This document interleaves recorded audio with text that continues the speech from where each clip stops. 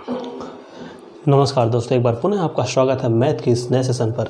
ठीक है, चलिए हम लेकर आए हैं आपके लिए एक नया टॉपिक। तो कुछ इंपॉर्टेंट रूल और उसके इंपॉर्टेंट कुछ क्वेश्चन। यदि हमारे पास रूट के अंदर कोई संख्या है और वह मल्टीप्लाई में है और यदि वह अनंत तक जाती है तो उसका आंसर क्या होगा? ए होगा। ठीक है, यदि कोई संख्या है जो मल्टीप्लाई में है और यदि उसकी वैल्यू अनंत तक है, वही संख्या बार बार रिपीट हो रही है, तो उसका आंसर क्या होगा? सिंपल सा ए होगा। अर्थात जो संख्या होगी वही उसका क्या होगा? आंसर होगा। जैसे उदाहरण के रूप में √8 गुणे √8 गुणे √8। ठीक है, ये कहाँ तक जा रहा है? अनंत नंबर तक। तो इसका आंसर क्या होगा? इसका आंसर होगा 8। ठीक है, सिंपल सा। ठीक, हम आपको इसलिए इस प्रकार से पढ़ा रहे हैं ताकि जहाँ पर आपको रूल होगा वहीं पर आपका डायरेक्ट आंसर निकालने का, जब आप रिवीजन करेंगे तो बहुत ही आसानी से आप इसको रिवीजन कर सकते हैं। ठीक है, चलिए नेक्स्ट चलते हैं। यदि हमारे पास रूट है, ठीक है, और यदि संख्या उसके अंदर है और मल्टीप्लाई में है और यदि वह n नंबर तक जाती है, पहले क्या हो रहा था? अनंत तक जाता था, उसका आंसर क्या होता था? वही संख्या उसका आंसर होता था। यदि n नंबर तक जाएगा तो उसका आंसर क्या होगा? a, और उसकी घात में 2 की पावर n - 1/2 की पावर n। एक उदाहरण द्वारा समझते हैं। √8 गुणे √8 गुणे √8 कितनी बार? 7 बार। ठीक है, तो 7 बार। सिंपल सा। तुम्हारा फार्मूला क्या है? जो संख्या होगी उस संख्या को लिखना है, तो यहाँ पे 8 लिखेंगे। ठीक है, और घात में क्या आएगा? 2 की घात n, मतलब 2 की घात 2 कितनी बार?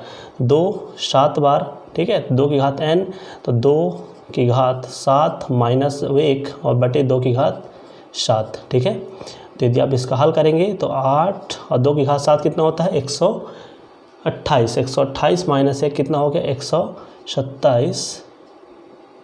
ठीक है, और बटे में 128। ठीक है, तो 8 की घात 127 बटे 128, ये हमारा क्या है? इसका, ये हमारा इसका आंसर है। ठीक है, ऊपर रफ करते चलते हैं, थोड़ा सा जगह की क्या है? कमी है इसलिए। ठीक है, चलिए जो हमारा अगला टॉपिक है, अगला यहाँ पे जो क्वेश्चन है उसका फॉर्मेट क्या है? यदि हमारे पास वर्गमूल यदि रूट के अंदर रूट आते जाते हैं, ठीक है, रूट के अंदर फिर रूट के अंदर रूट और उसके अंदर कुछ वैल्यू और उसकी भी कुछ पावर लगी होगी, तो कैसे सॉल्व करते हैं? तो जो हमारे पास रूट होगा, ठीक है, उसकी वैल्यू कहाँ आएगी? नीचे आएगी। और जो रूट के ऊपर जो घात लगी होगी वो कहाँ आएगी? वैल्यू ऊपर आएगी। जैसे यहाँ पर संख्या क्या है? लास्ट में a संख्या है, इसके ऊपर घात क्या है? m, फिर इसके ऊपर घात n, इसके ऊपर घात o, यहाँ पर घात p, तो m-n-o-p। ठीक है, मल्टीप्लाई और बटे में जो उसका रूट है। जैसे a का रूट x था, फिर y है, फिर z है, तो नीचे x y z। ठीक है, चलिए उसी को हम क्वेश्चन द्वारा समझते हैं। नीचे क्वेश्चन दिया हुआ है उसी का, तो यहाँ पर थोड़ा स्पेस की कमी है। चलिए तो इसको हम समझते हैं, इसको सॉल्व करते हैं। तो इसका आंसर क्या हो जाएगा? सबसे पहले यहाँ पे देखिए 5 की घात 4। ठीक है, तो वैल्यू क्या होगी? वैल्यू होगी 5। ठीक है, वैल्यू 5 और उसकी घात क्या होगी? 4 गुणे 6। 4 गुणे 6 बटे में क्या होगा? यहाँ पर क्या है? कुछ नहीं, मतलब वर्गमूल है 2 गुणे 3। 2 गुणे 3। ठीक है, और ये मल्टीप्लाई चिन्ह लगा हुआ, मल्टीप्लाई। यहाँ पर फिर से क्या है? फिर से है 5, तो यहाँ पर क्या हो जाएगा? 8 और गुणे 3 ये ऊपर, और इधर क्या है? यहाँ पे 6 है, यहाँ पर क्या है? इसकी घात 6 है, यहाँ पे क्या है? कुछ नहीं है, मतलब वर्गमूल 2 है, तो 6 गुणे 2। इसको आप हल कर लीजिए। ठीक है, तो आप देखेंगे 2 3 6, 3 से 3 कटा। ठीक है, 2 चको 8, 3 दूनी 6, 2 दूनी 4। ठीक है, तो इसका जो हल आया क्या आया? 5 की घात, यहाँ पर क्या बचा? 5 की घात 4 गुणे 5 की घात, यहाँ पर क्या बचा? 2। इसको हल करेंगे कितना आएगा? 5 की घात 4 दूनी 8। क्या होगा? नहीं, जब आधार सेम हो तो घात आपस में क्या होती है? जुड़ती हैं। तो 4 + 2 कितना हुआ? 6 हुआ। तो इसका ये क्या है? आंसर। ठीक है, चलिए अब चलते हैं अगले नियम की तरफ। अगला नियम क्या कहता है? तो जब भी हमारे पास कोई वैल्यू है अंदर, ठीक है, अभी तक क्या हो रहा था? मल्टीप्लाई में था। अब क्या है? यदि प्लस में है, ठीक है, यदि प्लस में रिपीट हो रहा है और कहाँ तक जा रहा है? इनफाइनाइट नंबर तक जा रहा है, उसका फार्मूला क्या है? 1 + √1 + 4a/2। ठीक है, इसके द्वारा लगा सकते हैं। परंतु यदि क्वेश्चन में, ठीक है, a की वैल्यू इस प्रकार हो कि उसका गुणनखंड करने पर, ठीक है, उनके बीच का अंतर 1 आ जाए, तो जो बड़ी वैल्यू होगी वही हमारा क्या होगा? आंसर होगा। जैसे यहाँ पर यदि 12 होता, यदि हमारे पास एक ही जगह क्या होता? एक ही जगह 12 होता। 12 को तोड़ते हैं 4 गुणे 3 में तोड़ सकते हैं। ठीक है, अंतर कितना है? अंतर है 4 और 3 का अंतर कितना हो गया? 1 हो गया। तो आंसर क्या होता? यहाँ आंसर यहाँ पे 4 होता। यदि यहाँ पे 6 है तो आंसर क्या होता? 3 होता। यदि यहाँ पे और यदि कुछ मान लीजिए, यहाँ पे मान लीजिए क्या हो जाता और 20 होता, 20 होता तब भी आंसर क्या होता 5 होता, ठीक है। यदि यहाँ पे 42 होता तो आंसर क्या होता 7 होता। तो जो यदि अंतर 1 आता है तो बड़ी वैल्यू क्या होगी उसकी आंसर होगी। इसी प्रकार यदि नीचे संख्याओं के बीच में क्या लगा हुआ माइनस लगा हुआ और यदि वही संख्या बार बार रिपीट हो रही है इनफाइनाइट नंबर तक, तो यदि बेसिक तरीके से जाएंगे तो -1 + √1 + 4a/2 इसका बेसिक फार्मूला है, ठीक है। और यदि डायरेक्ट बात करेंगे यदि उसका गुणनखंडों का अंतर यदि 1 होता है तो छोटी वैल्यू क्या होगी उसका आंसर होगी, ठीक है। चलिए चलते हैं क्वेश्चन की तरफ। इसी के आधार पर क्वेश्चन है, क्वेश्चन समझते हैं क्वेश्चन में कैसे कैसे उसको अप्लाई करेंगे, ठीक है। तो यहाँ पे आप देखेंगे क्वेश्चन नंबर 4 जो है, ठीक है, x बराबर √7 + √7 + √7, ठीक है। अब देखिए यहाँ पे 7 है, ठीक है। 7 को तो आप तोड़ नहीं सकते, ठीक है, तोड़ेंगे भी तो क्या तोड़ेंगे, अंदर तो एक आएगा ही नहीं। तो कैसे हल करेंगे इसको, सिंपल सा, तो फार्मूले से। फार्मूला हमारा क्या था 1 + √4a/2, ठीक है। इसमें आप वैल्यू रखिए, एक वैल्यू कितनी है 7 है, तो जब एक वैल्यू 7 रखेंगे 1 + 4 = 28, ठीक है, 7 × 28/2। अब देखिए 28 का पूरा गुणनखंड तो होता नहीं है, ठीक है। तो जब भी हमें इस प्रकार की वैल्यू आएगी तो हम क्या करेंगे, उसके पहले वाली जो वैल्यू जो पूर्ण वर्ग है और उसके बाद वाली जो वैल्यू पूर्ण वर्ग है उसको हम लेके चलेंगे, ठीक है। तो यहाँ पे 1 + 28 से पहले पूर्ण वर्ग कौन सा है 25/2 और दूसरी वैल्यू 28 के बाद जो पूर्ण वर्ग हो गया, ठीक है, ये 5 का और बाद में किसका होगा 6 का पूर्ण वर्ग होगा, तो 36/2, ठीक है। तो इसकी वैल्यू क्या होगी 5 × 25, 5 + 1 6, 6/2 कितना हुआ 3 और यहाँ पे 6, ठीक है। 36 किसका वर्गमूल है 6 का, तो 6 + 1 7, 7/2 कितना हुआ 7/2 3.5, ठीक है। किसके बीच की वैल्यू है, तो यदि हम बात करें इसको हम क्या लिख सकते हैं, जो x है वो बिटवीन होगा किसके 3 और 3.5 के बीच में। ये हमारा क्या है इसका सही आंसर है, ठीक है। तो ये हमारा क्वेश्चन नंबर 4 था, ठीक। चलिए अब चलते हैं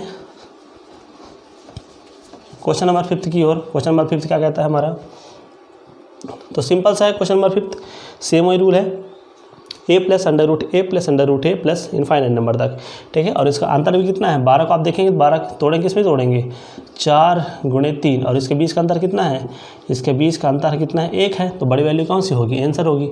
इसका आंसर क्या हो गया, इसका आंसर हो गया 4, ठीक है। 4 × 3 = 12, देखते हैं आप बता सकते हैं। इसी प्रकार यदि यहाँ पर बात करेंगे 6, ठीक है, तो 6 को आप तोड़ेंगे किस में तोड़ेंगे 6 को, तो 6 को तोड़ेंगे किस में 3 × 2 में। अंतर कितना, अंतर 1 का है, ठीक है, जो डिफरेंस है अंतर कितने का है 1 का है और माइनस लगा हुआ है। जब माइनस लगा होता है तो छोटी वैल्यू क्या होगी उसकी आंसर होगी। तो इसका आंसर कितना होगा, इसका आंसर होगा 2 आंसर होगा, ठीक है। चलिए अब चलते हैं क्वेश्चन नंबर 7 की ओर। क्वेश्चन नंबर 7 हमारा क्या कहता है, तो देखिए x बराबर √2 × √3 की घात के अंदर 4, ठीक है। तो हम यदि हम वैल्यू मान लेते हैं कि जो √2 × 3 4 इसको हम क्या मान लेते हैं x मान लेते हैं, ठीक है। जैसे भी इसको x मानेंगे तो क्वेश्चन क्या है x बराबर 2 3 4, इसकी वैल्यू क्या हो जाएगी, इसको हमने क्या मान लिया है, इस पूरी वैल्यू क्या मान ली, इस पूरी वैल्यू को हमने मान लिया x मान लिया है, ठीक है। इसको हमने क्या मान लिया x मान लिया है। जैसे भी इसको x मानेंगे अब दोनों पक्षों क्या करें वर्ग करें, तो यदि वर्ग करते हैं दोनों साइड x², तो वर्ग से वर्ग कटेगा, यहाँ पर क्या बचेगा 2 × 3 4 × x, ठीक है। अब यदि यहाँ पे क्या करते हैं घन करते हैं, घन करने पर, ठीक है, दोनों पक्षों घन करेंगे तो x की घात जब 2 है इसका जब घन करेंगे 2 की घात कितना हो जाएगा 2 की घात 3 गुणे और यहाँ पे 3 4 × x इसका भी क्या करेंगे घन करेंगे, ठीक है।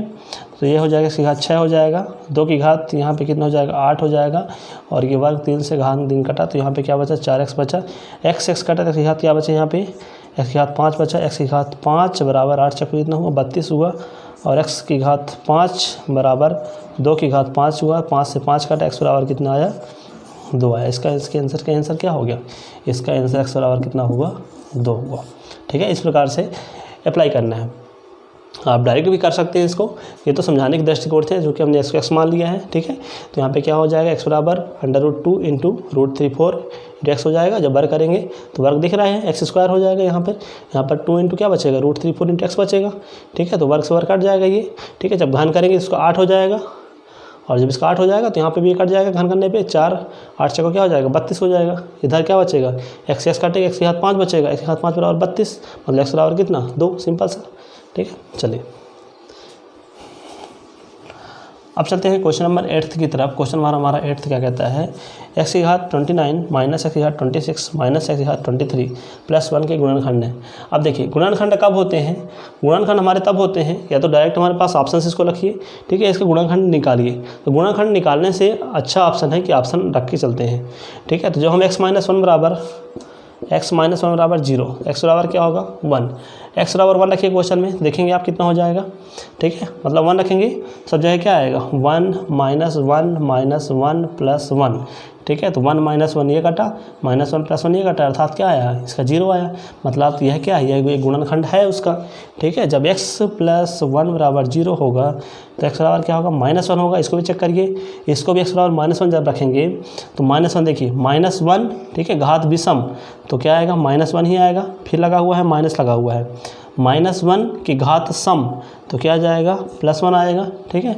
फिर माइनस लगा हुआ है, एक्स की घात 23 -1 की घात विषम, जब -1 की घात विषम आएगा तो क्या आएगा -1 ही आएगा, ठीक है। और +1 क्या है +1 है, तो इसको जब हल करेंगे आप तो -1 +1 और ये +1, तो -1 से +1 कटा, -1 से +1 कटा तो क्या हो गया 0 हो गया, ठीक है। अर्थात x - 1 भी एक गुणनखंड है और x + 1 भी एक क्या है गुणनखंड है।